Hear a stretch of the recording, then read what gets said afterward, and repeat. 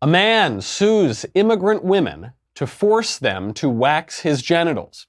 Miss USA or Miss World USA dethrones Miss Michigan for refusing to wear a hijab, and a prime Me Too smear merchant accuses disgraced former Senator Al Franken's female accusers of lying.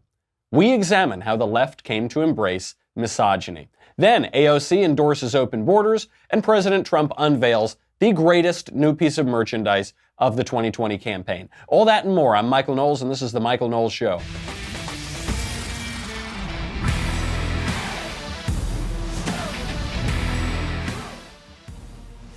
So much to get to today. I did my best to avoid talking about this giant man who went into a ladies' Brazilian wax salon and asked them to wax his unpleasant areas, and then they didn't want to do it because it's gross and he's a man, and now he's suing them out of their business. I tried not to talk about this story, not because I don't have thoughts about it, not because it's not important for the culture, but really just because I don't want to think about it at all.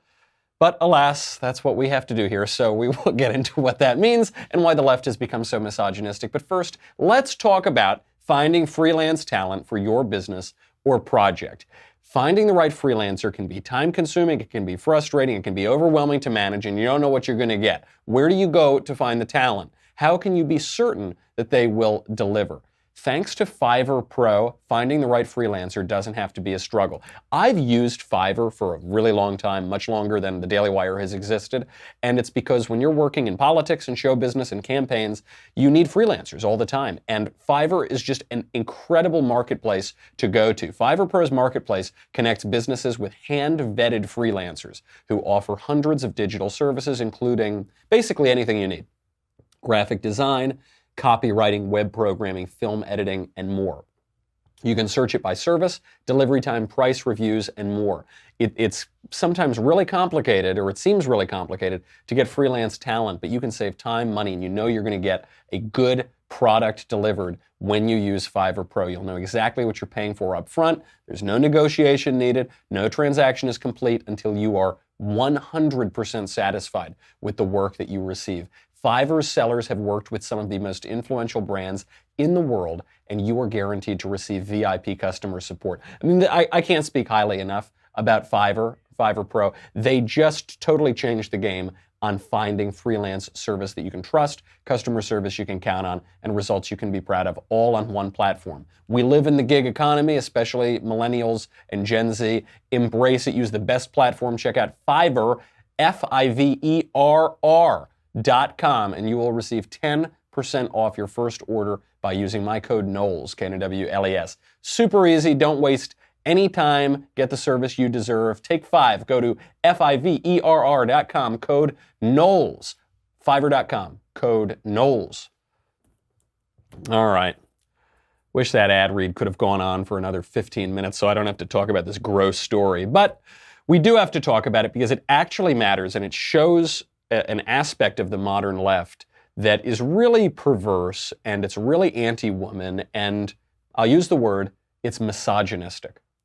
It exposes the left's disdain, contempt, hatred for women at the very bottom, at the extreme of this ideology. What's the story? It's a simple enough story. They're Brazilian immigrant women living in Canada who have a waxing salon. You've heard of what a Brazilian wax is. It's when you wax everything. Everything down there you wax, and okay, this is for women. So a trans woman walks into this salon. Now, the thing you'll know about trans women is they aren't women, they are men. So this giant dude walks into the salon and he says, I want a Brazilian wax. And they refuse him. They say, we're not going to do that. There are a couple reasons why. On the one hand, I mean, I guess this is the most important reason. We should not live in a society where men can go in to women's only places and force them to take the men's pants off and handle their genitals. That's a bad society. If your society gets to the point where you can go in, forcibly expose yourself to women and make them touch your genitals, you've gone wrong. You've lost the plot, you've lost the narrative. So that's the main reason. There's also a technical reason why they had to refuse him, because you can't give a Brazilian wax to a man, because the area that you're waxing is different for men and for women. They have something, they refer to it, I think, as manzillion. So that's the male version of this. But it is a different procedure. It involves different waxes. It involves different techniques. So even if the women were amenable to this idea, they might just technically not be able to do it because it's different, because men and women are different, because there's no such thing as trans women. There are just men who are confused about their gender, or men who are wearing dresses, or men who very much want to be the opposite sex than they are. I mean, that's really what we're arguing about here.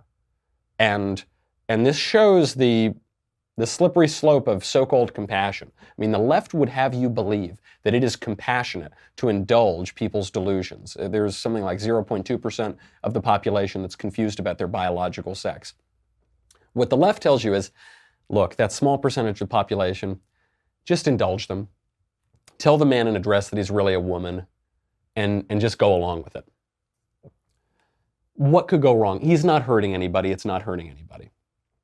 It is hurting these women. It's forcing these women who own a wax salon to be exposed to men and to fondle their genitals. That's harmful to women. I guess it's not harmful to the man. The man probably likes it. The man is voluntarily going in there trying to get it. Not only is it harmful to the women in the experience of it, it's also forcing them out of business. So this woman, her business is over. I mean, it costs so much money after the guy files this civil complaint. What is the guy's name? The man, formerly named Jonathan Yaniv, he now pretends to be a woman, and his name that he goes by is Jessica Yaniv. He is not just a guy trying to get waxed. He is a well-known activist. And what he does, what his whole shtick is about, is he goes into these female-only places, and then he wants them to do intimate services on him. And then when they refuse to do it, he files complaints with the government. And then he tries to use the strong arm of the state, which has been totally perverted to harm women, into forcing these women into dealing with his genitals. That's what's going on. I mean, this is why I've had people come up to me and they'll say, Michael, why do you even talk about the issue of gender ideology? I say, well, I talk about it because it's become a dominant cultural and political issue, and presidential candidates are talking about it all the time. So as someone who's looking at politics and culture, I have to talk about it. They say, yeah, but why do you have to say that men can't be women? Who is it really hurting? Now, look, this is a very tangible example of who's being hurt by this ideology. But this isn't the reason. I mean, the reason to say that men are not women is not because a Brazilian wax shop owner gets hurt sometimes. The reason is because it is true that men are not women. And when you deal in lies, when you allow yourself to be taken in by fantasies, even if it seems innocent enough at first, who's it going to hurt? You're talking about 0.2% of the population. It's not a big deal. Forget about it. Even if it's so tempting. I mean, that's the temptation to deal in lie. It's just a little white lie. It's just a little fantasy. It's easier. It's easier than dealing in the reality. But then you go down the line and all of a sudden, yeah, maybe these immigrant wax owners are going to be hurt. And then you go further down the line, and what you now have in Canada and soon to be in the United States is men using the strong arm of the state to force women into seeing their genitals, to force women into very uncomfortable, abusive, bizarre, creepy, weird situations by the force of government.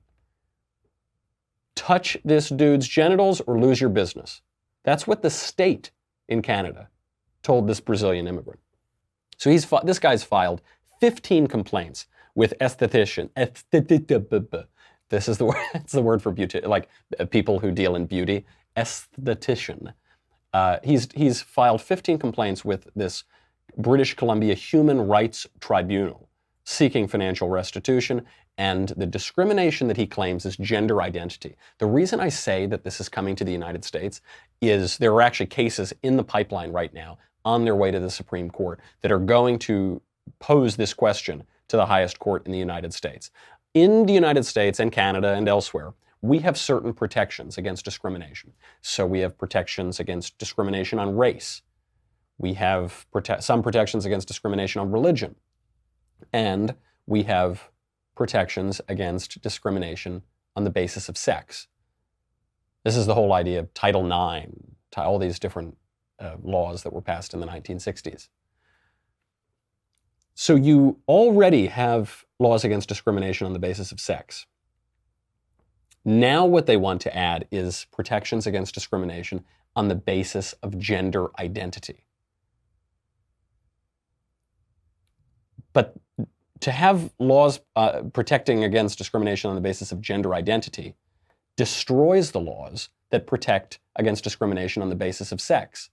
Here's a very simple version of this. Speaking of Title IX, speaking of all of these protections, particularly at schools, female sports in high school or in college. We have different sports for men and women and boys and girls in high school. And the reason is men are physically stronger than women and they're faster than women. And so if you had men competing against women in, let's say, high school track, the men are going to win. And the women are going to lose, and then they don't get their scholarships, and they don't get their trophies, and they don't get to go to the championship, and really they might as well not compete. So that's why we have these protections on the basis of sex, and that creates female girls high school track. The minute that you have a protection on the basis of gender identity, you no longer have the protection on the basis of sex because men are now allowed to compete in the girls high school track.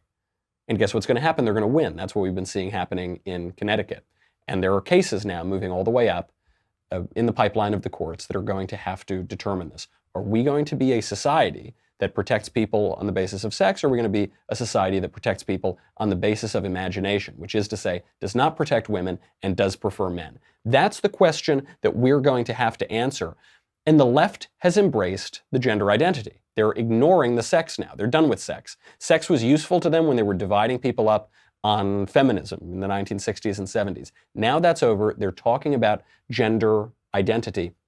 Don't take my word for it. Take the words of the Democratic candidates for president. We'll get to what they have to say in a second. But first, support for the Michael Knowles Show comes from our friends at Rocket Mortgage by Quicken Loans. Finding the right house is not easy. And I would know that because I live in LA. And in LA, every house you want to buy is like $7 zillion, and every neighborhood is, they're so particular. However, once I do find a house, I can at least rest easy because finding the right mortgage will be easy too. Rocket Mortgage makes it easy. Their team of mortgage experts is obsessed with finding a better way. That means that their number one goal is to make the home buying process smoother for you. Industry-leading online lending technology developed in the heart of Detroit, Rocket Mortgage is changing the game. They make the home buying process work for you, and Rocket Mortgage is there with award-winning client service and support every step of the way. Their team cares about getting you home, into the home of your dreams, and that's why Quicken Loans is ranked highest in customer satisfaction for primary mortgage origination 9 years in a row, highest in mortgage servicing 5 years in a row. People don't learn anything anymore. They learn about like gender ideology and like ballet and all these, super duper ballet scientific studies. They don't actually learn about practical things like getting a mortgage or doing your taxes. I don't know any of those things. Fortunately, Rocket Mortgage is there because Rocket Mortgage is more than just a lender. Get started online at rocketmortgage.com/Knowles, Knowles, equal housing lender, licensed in all 50 states, NMLS, consumeraccess.org, number 3030. Rocket Mortgage by Quicken Loans. Push button, get mortgage. Simple as that. The left has made their choice. They're picking gender ideology as the new protected class, which means they are ditching sex as the old protected class. And they're doing it on their Twitter accounts, and they're doing it at the presidential debates. So 3 Democratic candidates for president have now added their preferred pronouns to their Twitter account. And obviously this is kind of just some silly virtue signaling to the woke left. But the premise of the pronouns, the preferred pronouns, is that it is entirely possible that they identify as a sex that is not their actual sex. The idea being, my name is Michael Knowles. I have an Adam's apple. I have a pretty deep voice. I'm not a hulking Adonis of a man, but I'm at least recognizable as a man. Bone structure, that sort of thing. Other things too. I don't go into wax salons, so I won't get into it. it is entirely plausible under the preferred pronoun regime that I could say my preferred pronouns are she and her. And you would have to refer to me that way. That's what Elizabeth Warren is doing. She added she and her to her Twitter account. Actually, what she first did is add she and hers, the possessive of it, and she did it because she's just an old white boomer lady who really all she wants to do is be cool and woke and super hip, and she just isn't. You know, she's like the mom on Mean Girls. I'm not a regular presidential candidate. I'm a cool presidential candidate, you know. But then she just gets it wrong. So she's edited that since. She now says she and her.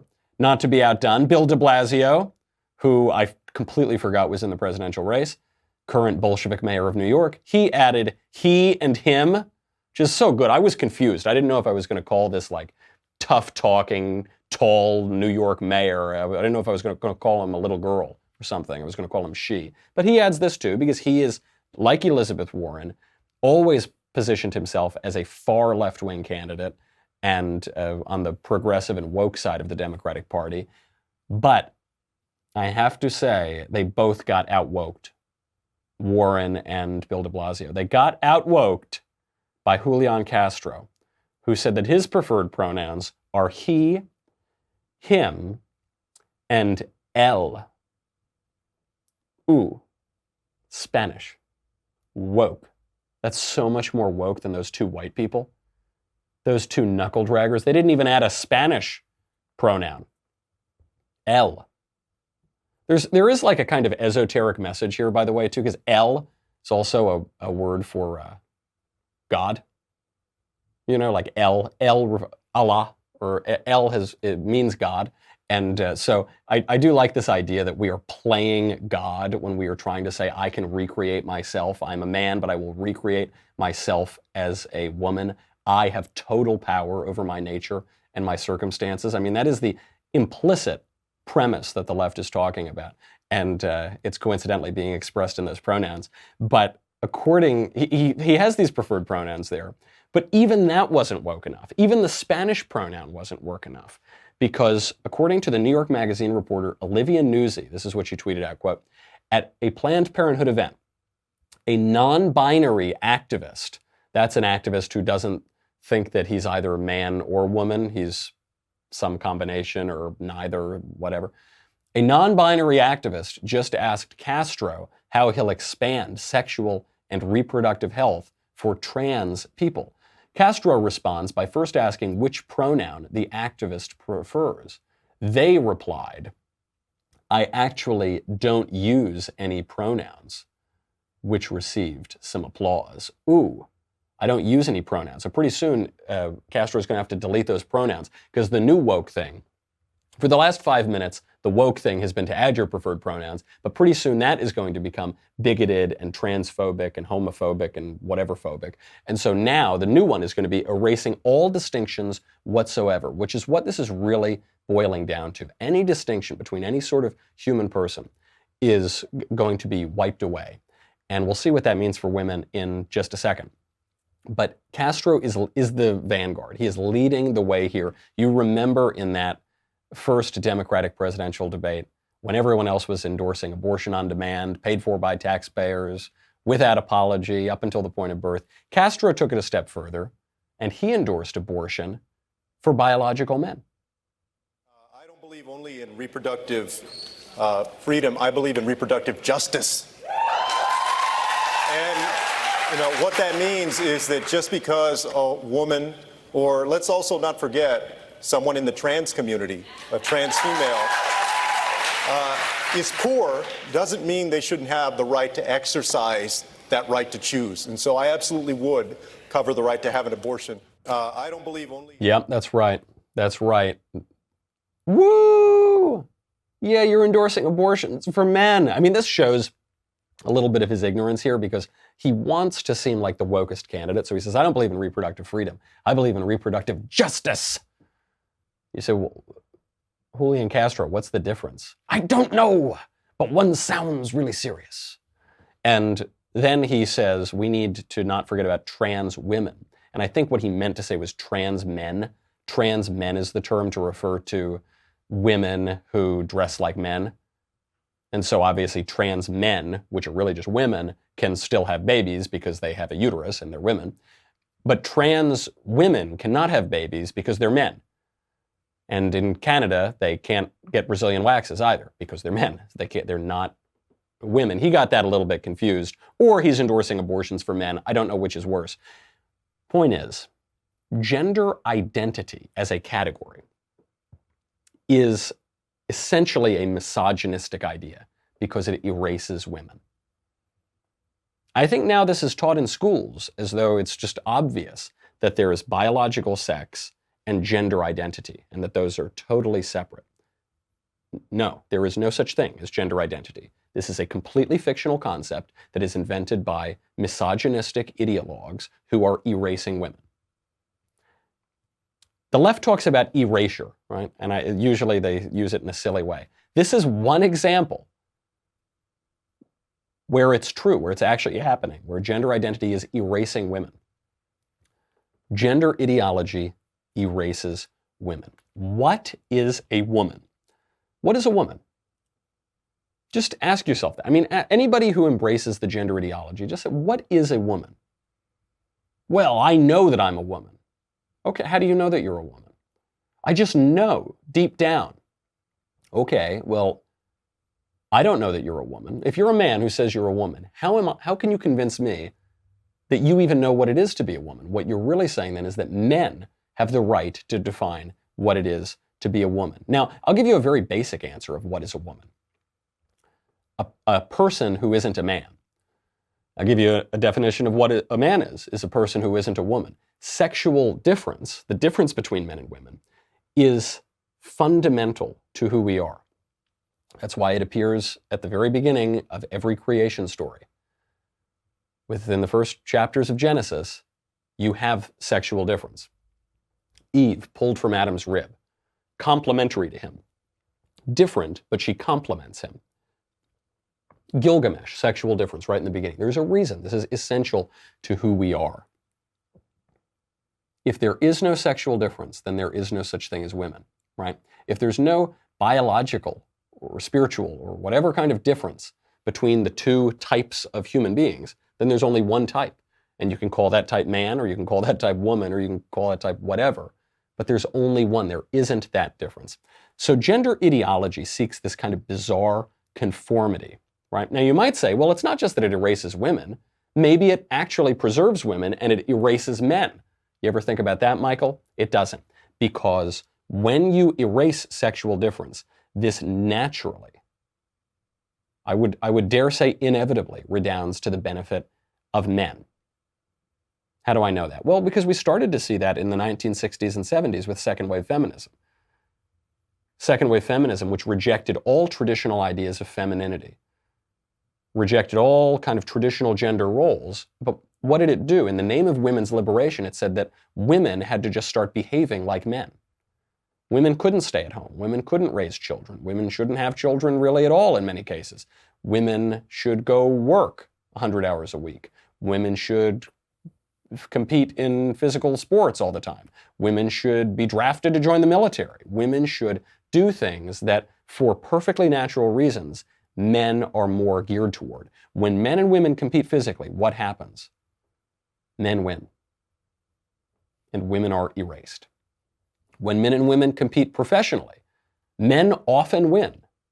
Not all the time. Not saying women can't be perfectly competent and expert professionals and extraordinarily ambitious and rise to the top of their fields. I'm not saying that. I'm saying that generally speaking, when men and women compete professionally, men win for natural reasons, because men tend to be more professionally inclined, more professionally focused. They want to spend more time at work. They want to dedicate more of their mental energy to their jobs. They're more single-minded. They're less able to keep track of lots of different things. They're generally less organized. Men are generally less nurturing. And the biological fact is men are unable to conceive life. So women naturally can conceive life, and in most cases they want to conceive life, and they want to nurture, and they want to raise children. So there is a natural professional advantage to men. And feminism set the stage for this gender ideology by exalting traditionally male attributes over female attributes. Now, People look at transgenderism and feminism as completely opposed to one another. In many ways, they are. Feminism seeks to allow women to define what it is to be a woman.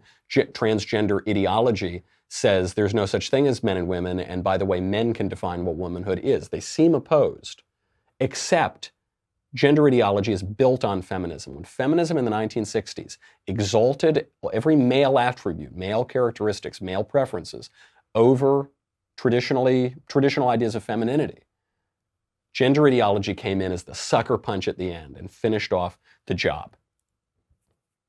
And so you're in this very awful situation where men and women are now competing with one another. And it's resulting in wax salons in Canada being shut down because women won't agree to fondle men's genitals, even if the men are wearing a dress. The traditional view, of course, is that men and women aren't supposed to compete. We don't compete with each other. Men and women are supposed to love each other. Men and women are made for each other. That statement is probably going to be banned as hate speech. I'm probably going to lose my YouTube channel because of that. But that's the traditional idea. I'm not in competition with women. I love women. The old line is there will never be a gender war because everybody's sleeping with the enemy. That's true. That should be true. But hatred of women and hatred of womanhood is on the rise on the left. You see it not just in wax salons in Canada. You see it not just in the presidential debates. You see it in the Miss World USA pageant. Miss Michigan, it's a little confusing because there are like 20 different Miss Americas now. There's Miss America, Miss Universe, Miss World USA. So this one, the latter, Miss World USA, has stripped Miss Michigan of her crown. And the reason they did it is because she refused to wear the hijab. She refused to submit herself to an oppressive and alien religion's practices for women. She's not Muslim. She has no obligation to wear the hijab, and she objects to the hijab on religious and ethical grounds because it is used throughout the world as a tool of women's oppression. She's 20 years old, this girl. She is a conservative activist. She's a Trump supporter. Her name is Kathy Zhu. She's also a woman of color, to use the left's term. She is a Chinese immigrant. She came here at age 5. She should check every box that the left is supposed to like, except the left increasingly hates women. I don't know if they're consciously hating women. I'm not accusing them of that. I'm saying the logical conclusion of their perverted ideology is resulting in misogyny. It is saying you, a young immigrant woman of color, we will destroy your reputation and take away your job if you don't wear a foreign religious symbol of women's oppression. Think about how crazy that is. This is all in the name of wokeness. Here she is describing what happened. There's a try a hijab on booth at my college campus. So you're telling me that it's now just a fashion accessory and not a religious thing? Or are you just trying to get women used to being oppressed under Islam? Again, what would you like to say about that? You don't see how that could be offensive? Not at all. They were, I went past the booth. I was late for class already. They were saying, do you want to put on a hijab, putting it, over me? I said, no, I don't want to. I declined wearing this, garment. I think that, it's really rude, I feel like, to Muslims too, that, to wear their sacred garment on someone who isn't a Muslim themselves. I wouldn't want to put, a Catholic rosary on someone if they aren't Catholic. Right, but so that's not what you said. What you said, it wasn't that you felt badly for them, that you weren't Muslim. It's that you said, or are you just trying to get women used to being oppressed under Islam? Yes, there are so many women in Muslim countries right now who are being stoned to death because they don't want to wear a hijab due to their husband's requirement to do so. And I think that we should be focusing on that way more than the Western things about Muslim, because there's so many bad things happening in Muslim countries because of these women, and these women are being crucified for not wearing a hijab, and I think that's really, really awful. The hijab is used as a tool of women's oppression all around the world. She's completely correct, and this woman on CNN can't believe it. She's shaming her for refusing to wear the hijab, a symbol of a foreign religion in which she doesn't believe, used to put down women. We'll get to how this all comes together. I mean, what this really leads to in a very practical, political way. Because the left, which has led Me Too now for how many years, is now coming back around and trying to vindicate, trying to exonerate leftist politicians who got caught up in the Me Too scandal. Shows it for just the absolute hack ideology that it is. We'll get to that in a second. Then we'll get to the best new piece of merch of the 2020 campaign. We'll get to AOC endorsing open borders. We'll get to everything. But first, next month, we are taking our Backstage Live show on the road for a special one-night-only event, August 21st at the incredible Terrace Theater in Long Beach, California. Who's it going to involve? Ben Shapiro, Daily Wire God King Jeremy Boring, Andrew Klavan, and most important of all, me. We will be chopping up the winners and losers of politics and pop culture. Best of all, we will be answering your questions from the audience, so make those questions good. Tickets are available at dailywire.com/backstage. There are still a few VIP ticket packages available, which include premium seating, photos, and meet and greets with each of us. You'll get a gift from Shapiro. You will get even more than that. These are the best events of the year. As far as I know, this is the only one that we are going to do this year at Daily Wire Live. We did a couple last year with Ben, and they were just excellent events, and I still get to talk to some people that we met at that. It is a great way to talk and figure out what you guys are thinking and come on out and see us.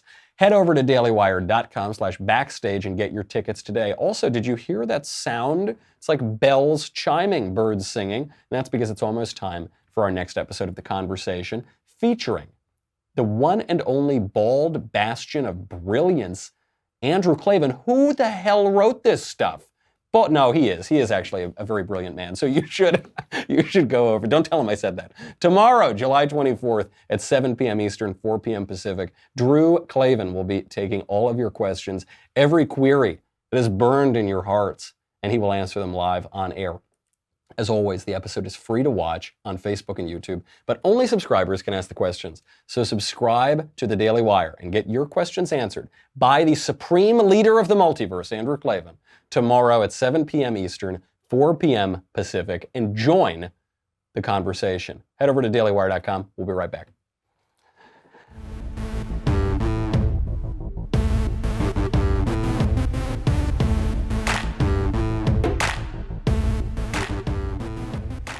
So, Miss Michigan refuses to wear this hijab.